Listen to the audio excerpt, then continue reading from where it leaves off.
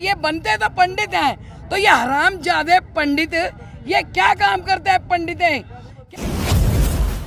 बेटी को इंसाफ जब मिलेगा कि एक एक डंडा उठाएं और हम खुद महिला आगे आएं, क्योंकि नारी शक्ति को पहचानना होगा, तभी हमारी बेटियों पर अत्याचार रुक पाएगा। तो 15 लाख से ज़्यादा महिलाएं हैं हमारे पूरे गुलाबी गैंग में जो जुड़ी हुई हैं।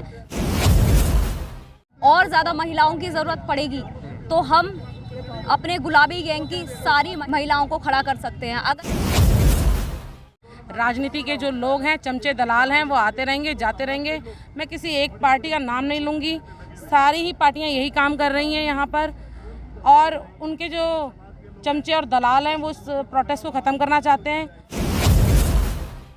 क्या वाल्मीकि समाज के लिए सोचने वैसे तो बड़ी छूछात फैलाते हैं। जब हमें आवाज़ उठानी पड़ेगी तो मैं डंडा उठाने के लिए भी तैयार हूँ। दोस्तों जय भीम, नमो बुद्धाय। मिलेंद्र गौतम और दिल्ली कैंट में हूँ। फिर से आज 5वां दिन है। बच्ची के साथ दुष्कर्म हुआ था, 5वां दिन है और कई संगठन यहाँ पर पहुँच रहे हैं। और मैं आपको बताना चाहूँगा कि एक संगठन और बहुत सुर्खियों में रहा है, बहुत फेमस भी रहा है, गुलाबी गैंग। गुलाबी गैंग की महिलाएं भी यहाँ पर पहुँच चुकी हैं। और गुलाबी गैंग के बारे में मैं आपको बता दूँ कि वो महिलाओं पे जितने भी शोषण होते हैं उन शोषणों पे आवाज़ उठाने के लिए आते हैं। मेरे साथ तनुश्री सागर भी हैं जो दिल्ली प्रदेश अध्यक्ष हैं। क्या कहना चाहेंगे कि दिन प्रतिदिन जो है महिलाओं पे उत्पीड़न हो रहा है, उस पर आपकी क्या नकेल होगी? जय भीम, जय भारत। भारत की बेटी होने के नाते अगर किसी बेटी के साथ ऐसी घटना घट रही है, ऐसी शर्मनाक हरकत जो है उनके साथ की गई है, सबसे पहले मेरा सवाल सरकार से है कि वो क्या कर रही है हमारे देश की, वो क्या कर रही है हमारी सरकार हमारे देश की बेटियों के लिए, कि आए दिन हमें ऐसी घटनाएं जो हैं सुनने को मिल रही हैं, इस तरीके की वारदातें कि दिल दहल जाता है। मैं भी एक लड़की हूं और वो भी एक समाज की लड़की थी। लड़की दलित की हो या किसी की भी हो, लड़की लड़की होती है। और अगर लड़की के साथ कुछ अन्याय और कुछ गलत इस तरह की घटिया हरकतें की जा रही हैं तो मुझे इस बात से बिल्कुल ऐतराज़ है और मेरी सरकार से हाथ जोड़कर रिक्वेस्ट है कि वो कुछ करे, अदरवाइज फिर उसके लिए कुछ ना कुछ एक्शन लिया जाएगा। और जो भी मुजरिम रहे हैं, इसमें जो 4 लोग इंक्लूड थे, उनको फांसी की सज़ा होनी चाहिए। पूरा गुलाबी गैंग ये चाहता है कि उन्हें फांसी की सज़ा हो। और यहाँ पर जो आपने गवर्नमेंट की बात की है, गवर्नमेंट में से यहाँ पर केजरीवाल साहब जो चीफ मिनिस्टर हैं, उन्होंने 10 लाख रुपए की यहाँ पर वो दी है कि मैं उस पीड़ित परिवार को 10 लाख रुपए देता हूँ। क्या 10 लाख रुपए ज़्यादा हैं या उसके जो 4 लोग जो आरोपी हैं उनको फांसी की सज़ा? फांसी की सज़ा, क्योंकि कितने भी पैसे हो वो उस बेटी को वापस नहीं ला सकते, उसकी ज़िंदगी को वापस नहीं ला सकते। जिसने अपनी जान गंवाई है और वो भी इतने खतरनाक तरीके से, जो उसको नोचा गया है, जो उसके साथ जो भी घटना हुई है, क्या उसकी जान वो 10 लाख देकर वापस ला सकते हैं? अगर वो वापस ला सकते हैं तो ठीक है, पर ऐसा वो नहीं कर पाएंगे क्योंकि जान बहुत कीमती होती है और वो एक बार चली गई मतलब चली गई, और इज्जत भी गई, जान भी गई। और मुझे तो नहीं लगता कि 10 लाख उसके लिए कोई रकम या उसकी कोई भी कीमत लगाई जा सकती है। भरपाई नहीं हो बिल्कुल भरपाई नहीं। मेरे साथ उत्तर प्रदेश की भी अध्यक्ष हैं उषा चिनॉल जी। मैं आपसे भी जानना चाहूँगा कि बहुत सारे उत्पीड़न हो रहे हैं और ज़्यादातर जो हो रहे हैं वो एससी एसटी समाज पे हो रहे हैं और माइनॉरिटी पे हो रहे हैं। ऐसा क्यों? क्या ये भारत जो है वो एससी एसटी का है नहीं क्या? जय भीम, जय भारत। मैं गुलाबी गैंग की उत्तर प्रदेश की कमांडर उषा चिनोट बोल रही हूँ। और ये जितने भी घटनाएं हो रही है, पहले निर्भया का भी केस हुआ था, जो भी वैसे भी महिलाओं का इसमें, तो उसे भी काफ़ी टाइम समय लगा था इंसाफ मिलने के लिए। और अभी मनीषा बहन का ही शोषण हुआ है, वो भी वाल्मीकि समाज से थी हमारे, और ये भी वाल्मीकि समाज से है। तो ये बनते तो पंडित हैं, तो ये हरामजादे पंडित ये क्या काम करते हैं पंडित हैं? क्या हमारे ही बिरादर का शोषण करते हैं वाल्मीकि समाज की बेटियों का? ये बताइए आप। क्या वाल्मीकि समाज के लिए शोषण है? वैसे तो बड़ी छूछात फैलाते हैं, क्या शोषण के लिए आगे आना होता है इन्हें?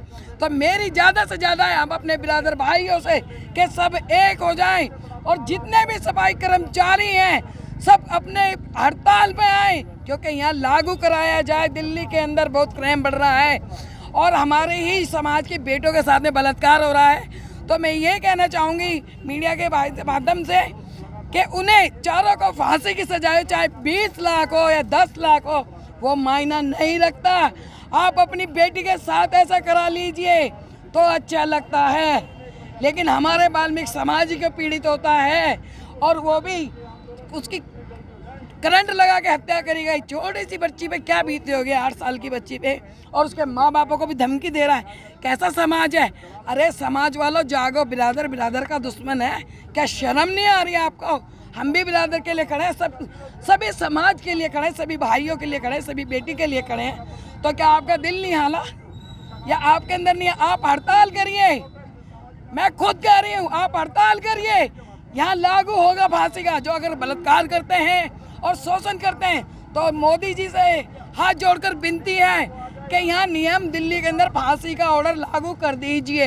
जय हिंद, जय भारत, जय भीम। मेरे साथ सोनू जी भी हैं। सोनू जी, मैं आपसे भी जानना चाहूँगा, पूरे इस प्रकरण को आप पूरी तरीके से देख भी रहे हैं और लग ऐसा रहा है कि राजनीतिकरण हो रहा है, क्या ये बात सही है? जय भीम, नमो बुद्धाय सभी को, जय भारत, जय संविधान। बिल्कुल राजनीतिकरण हो रहा है और राजनीतिकरण करके कहीं ना कहीं मूवमेंट को, इसको ख़त्म करने की साजिशें रची जा रही हैं राजनीतिक पार्टियों द्वारा। जिस तरह से हमने इस बेटी के आवाज़ को उठाया है, हो सकता है कि अगर गांव के सबसे पहले मैं गांव वासियों को भी धन्यवाद करना चाहूँगी। अगर हमारे गांव के लोग जागरूक ना होते, अवेयर ना होते, तो हम इस मिशन को यहाँ तक भी नहीं ला पाते, इस प्रोटेस्ट को हम आगे नहीं बढ़ा पाते। और जाने कितनी ही हमारे समाज की जो बेटियाँ हैं जला दी जाती हैं, दफना दी जाती हैं और उनका कोई जो है वाली वारिस नहीं होता। और लगता है कि हमें यहाँ भी यही होता, लेकिन गांव वालों ने मिलकर उस आवाज़ को उठाया। रात को लोग वहाँ पहुँचे और जो भी अवशेष वहाँ पे मिले उस लड़की के, बच्ची के, हमारी, उसको हमने बचाने का काम किया और पुलिस को हमने सूचना दी। लेकिन जब से 2 दिन ये प्रोटेस्ट बहुत अच्छा चला, सर्व समाज के साथ चला, सब लोग इकट्ठे होके आए, जातियों से ऊपर उठ के आए, सब ने बेटी के लिए न्याय की मांग करी। पर जैसे ही राजनेताओं का यहाँ पे आगमन शुरू हुआ, तब से कहीं ना कहीं बिखराव दिख रहा है। लेकिन जो यहाँ जिन्होंने इस आंदोलन को खड़ा करा है वो बिखरने वाले लोग नहीं हैं। राजनीति के जो लोग हैं, चमचे दलाल हैं, वो आते रहेंगे, जाते रहेंगे। मैं किसी एक पार्टी का नाम नहीं लूँगी, सारी ही पार्टियाँ यही काम कर रही हैं यहाँ पर, और उनके जो चमचे और दलाल हैं वो इस प्रोटेस्ट को ख़त्म करना चाहते हैं। लेकिन मैं आपके चैनल के माध्यम से बता देना चाहती हूँ कि प्रोटेस्ट ख़त्म होने वाला नहीं है, क्योंकि सभी को दुख है, इस समाज की बेटी का सभी को दुख है। और इस जैसे मनीषा वाल्मीकि बहन के केस को कहीं ना कहीं उसको भी उतना जो न्याय मिलना चाहिए था वो हुआ नहीं है अभी तक। एक बहन हमारी न्याय के लिए अभी रास्ते में खड़ी है, दूसरी बेटी हमारी और तैयार कर दी गई। तो हम कब तक ये बर्दाश्त करते रहेंगे? ये मनुवादी व्यवस्था और ये प्रतिसात्मक जो पुरुषवादी जो समाज है, ये बेटियां कब तक सहती रहेंगी, कब तक बर्दाश्त करती रहेंगी? अब नहीं बर्दाश्त होगा। अब यहाँ पे महिलाएं जाग रही हैं अपने हक अधिकार के बारे में, जो कि संविधान में उन्हें मिला है। उनको अपने हक अधिकार के बारे में अच्छे से जागृति है और महिलाएं ऐसे आगे आके लड़ती रहेंगी।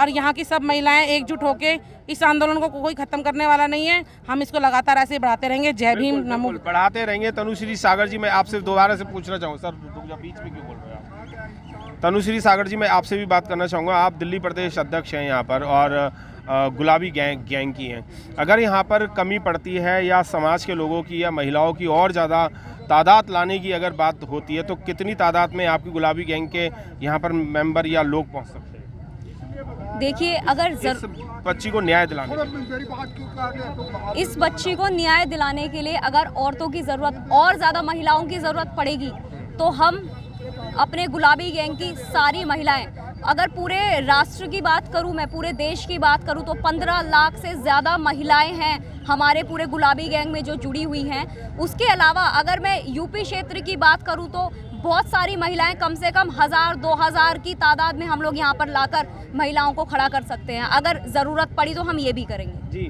आप उत्तर प्रदेश से भी हैं उषा जी, क्या ऐसा लगता है कि उनकी ज़रूरत यहाँ पर पड़ने वाली है और न्याय दिलाने के लिए शायद आपका गुलाबी गैंग अगर सामने आता है तो एक बच्ची को न्याय दिलाने में आप लोग अच्छे कदम के लिए आगे बढ़ेंगे? हाँ, ये हमारी है। अगर हमारी बेटी को इंसाफ नहीं मिलता तो हम इससे भी ज़्यादा आगे बढ़ेंगे और हम यहीं पर धरना प्रदर्शन भी करेंगे और यहाँ पे हम बैठेंगे भी। जैसे उनके परिवार वाले तो उनके परिवार वालों के साथ में हम बैठेंगे भी हड़ताल पे।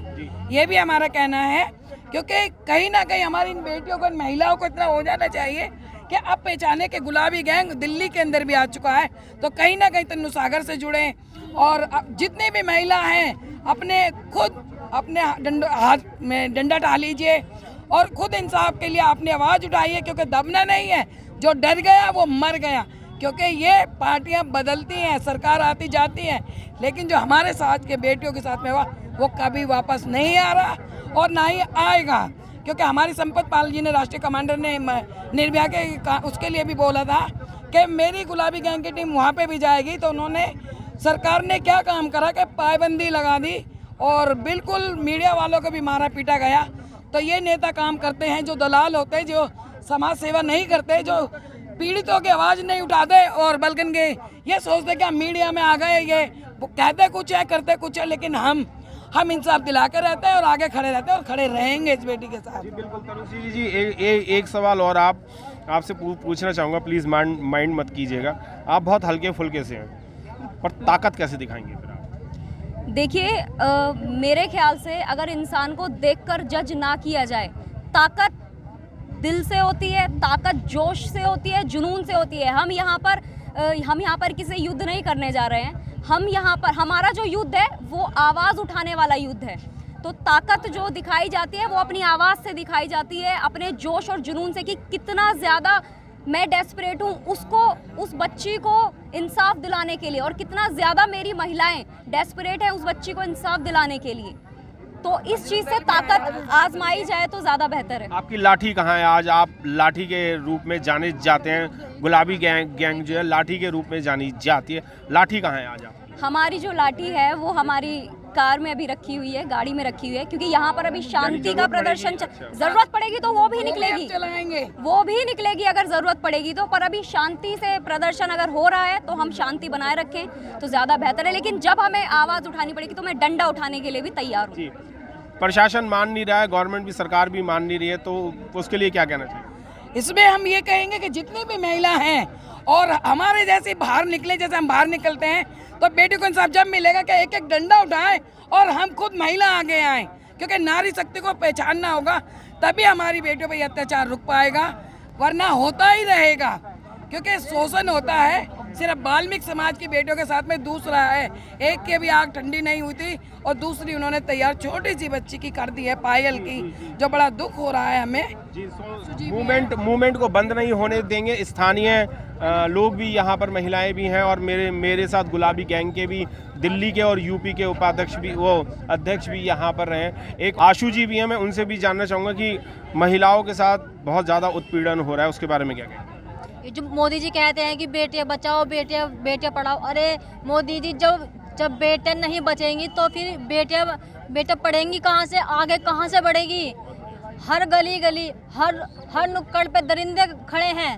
आप तो वहाँ बैठे हैं आराम से, पर जो दलित समाज की बेटियां हैं अब वो बाहर निकलने से और भी डरती हैं, और उनके माँ बाप उन पे और भी पाबंदी लगाएंगे कि भाई हमारी बच्चियां बाहर जाएंगी, कोई हमारी बच्ची का शोषण ना कर ले, इसलिए उनके माँ बाप भी जो ना बाहर निकालने से उनको डरा, उनसे मतलब कि डरते, मतलब कि डरेंगे। बिल्कुल, आशु जी ने बिल्कुल सही कहा कि पहले तो बेटी बचा लीजिए, बेटी बचेंगी तभी तो पढ़ेंगी, और अगर बेटी ही नहीं बचेंगी तो किससे पढ़ाएंगे, कहाँ पढ़ाएंगे और किसको आगे बढ़ाएंगे? आगे बढ़ाना है और इस देश को आगे बढ़ाना है तो सबसे पहले सुरक्षित करना पड़ेगा। इस प्रशासन को भी सोचना पड़ेगा कि सुरक्षित हमें करना किसे, सबसे पहले महिलाओं को, बच्चों को यहाँ पर सुरक्षित करना पड़ेगा। और गुलाबी गैंग ने साफ तौर पे ये कह दिया है, दिल्ली प्रदेश अध्यक्ष ने, और दिल्ली प्रदेश अध्यक्ष और यूपी उत्तर प्रदेश अध्यक्ष ने ये कह दिया है कि अगर डंडे की भी ज़रूरत पड़ी और महिलाओं की तादाद, हज़ारों की तादाद में अगर ज़रूरत पड़ी तो 15 लाख महिलाएं यहाँ पर खड़ी भी हो सकती हैं। जय भीम, नमो बुद्धाय। मिलेंद्र गौतम, दिल्ली कैंट से।